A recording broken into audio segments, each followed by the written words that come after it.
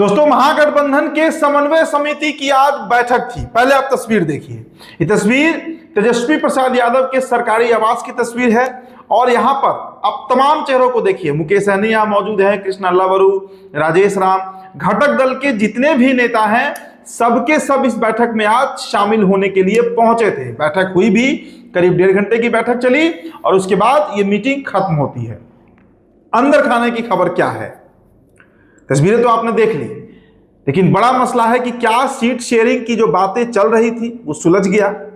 क्या कांग्रेस पार्टी तेजस्वी प्रसाद यादव को बतौर मुख्यमंत्री का चेहरा मानने को तैयार हो गई?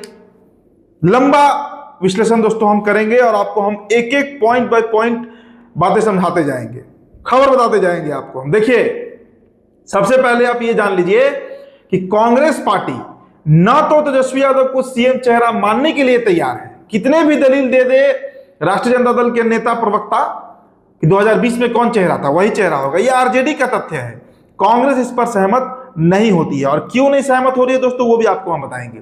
आज की मीटिंग का भी फलाफल यही निकला है कि कांग्रेस पार्टी की सहमति नहीं बनी है for Tejashwi Yadav as a CM face. दूसरी बात, दूसरा बिंदु आप समझ लीजिए, ये तो एक बिंदु हुआ।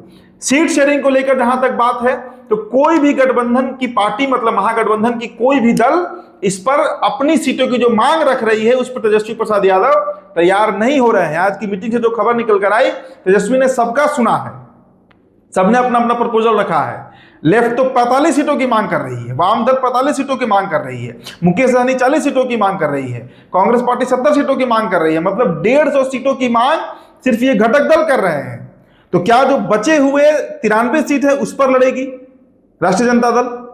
बहुत बड़ा सवाल है, ये हो ही नहीं सकता है दोस्तों। 2020 में तेजस्वी प्रसाद यादव की पार्टी आरजेडी 144 सीटों पर लड़ी थी और इस बार उम्मीद है कि 150 सीटों पर लड़ने की तैयारी है आरजेडी की।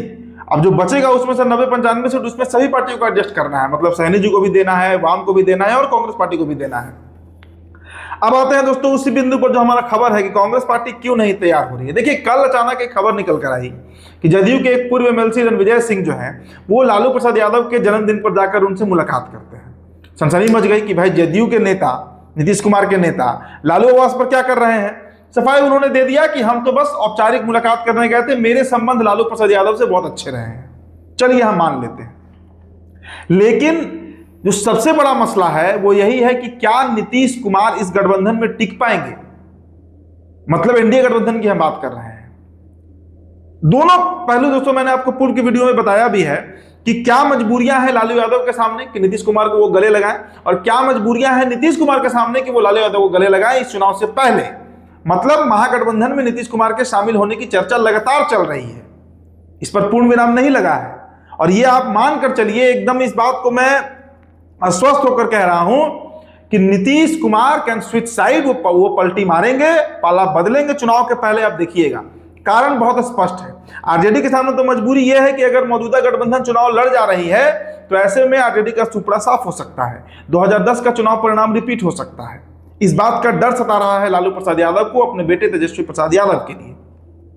दूसरी तरफ अगर नीतीश कुमार की बात हम करें, उनके एक दृष्टिकोण से हम समझे कि जदयू को क्या नुकसान होगा इस गठबंधन में चुनाव लड़ते, तो देखिए एक तरफ चिराग पासवान ऐलान कर रहे हैं कि हम सभी सीटों पर चुनाव लड़ेंगे, प्रशांत किशोर की तैयारी है, बीजेपी कैसे भी कम करके नीतीश कुमार के कद को कम करेगी ही करेगी, इसकी पूरी तैयारी है। अगर नीतीश कुमार की संख्या और कम हो जाती है सीटों की तो इस बार बीजेपी चढ़कर अपना सीएम बैठा भी लेगी।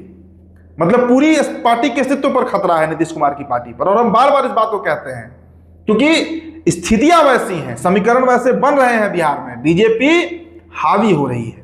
तो नीतीश कुमार के सामने अपनी पार्टी का अस्तित्व, अपने पुत्र का अस्तित्व। दूसरी बात समझिए, आप कांग्रेस के एंगल से आप समझिए, अगर नीतीश कुमार और लालू प्रसाद यादव मिल जाते हैं तो जो समीकरण है, हमने आपको बताया भी है पूर्व में कि Nitish Kumar will continue as chief minister, वो बतौर मुख्यमंत्री अपना पद जो है वो संभालते रहेंगे, उसी पद पर रहेंगे, और 2 डिप्टी सीएम बिहार को मिल सकते हैं, तेजस्वी प्रसाद यादव और Nishant Kumar, 2 deputy CM.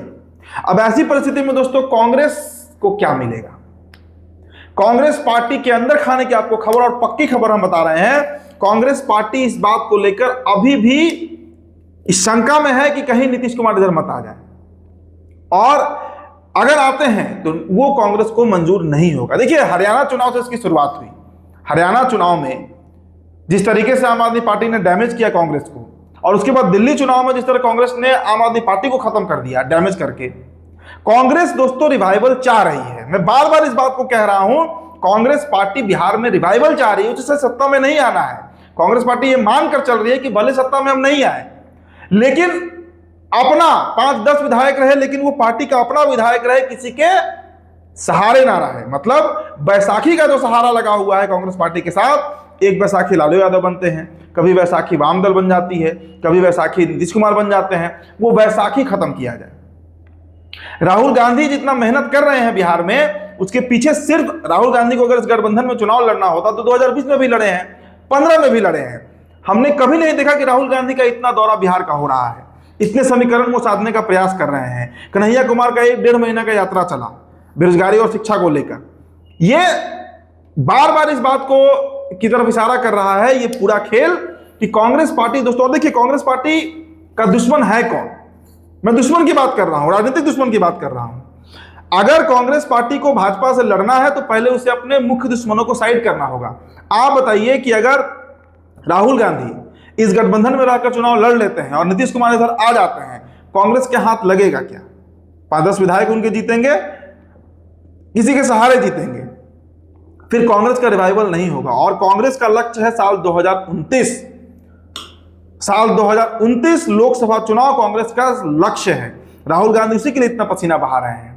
Rahul Gandhi AC के कमरे को छोड़कर बिहार में कभी दरभंगा, कभी पटना, कभी बेतिया जो घूम रहे हैं, उसके पीछे का कारण यही है कि हिंदी पट्टी का वो इलाका जहां पर 1990 के बाद से पार्टी उखड़ गई, खत्म हो गई।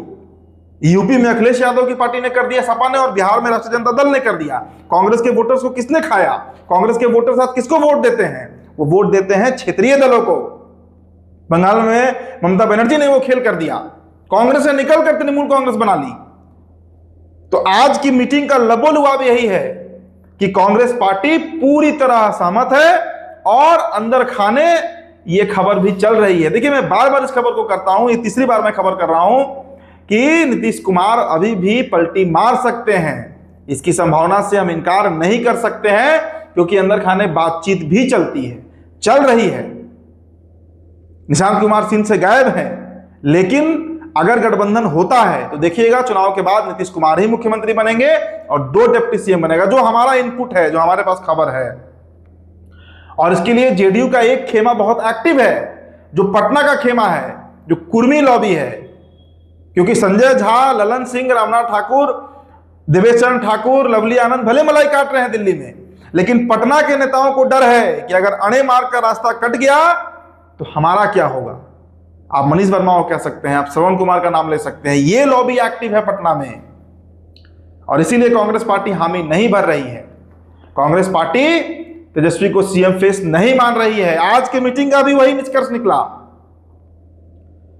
तो कुल मिलाजुलाकर वही हुआ कि समन्वय समिति की बैठक हुई, बातचीत हुई, लेकिन कोई फलाफल अभी तक नहीं निकला है और आगे निकलने की अभी उम्मीद भी नहीं दिखती है। तो जब तक दोस्तों सीट शेयरिंग नहीं हो जाता है, कौन सी पार्टी कितनी सीटों पर लड़ेगी, जब तक आपसी तालमेल नहीं बैठता है, तब तक कौन सी पार्टी को कौन कौन सी सीट जाएगा ये कहां से तय हो पाएगा। और इसी को लेकर अभी भी असमंजस महागठबंधन के अंदर बरकरार है। तो देखिए क्या होता है। लेकिन आज का मीटिंग का फल यही निकला जो हमने आपको बताया, और पक्की खबर आपको हम बता रहे हैं कि बात नहीं बन रही है। तो फिलहाल दोस्तों इस रिपोर्ट में इतना ही। मेरा नाम उदित तारण है, द बिहार टॉपर वीडियो आप देख रहे थे। बहुत बहुत शुक्रिया।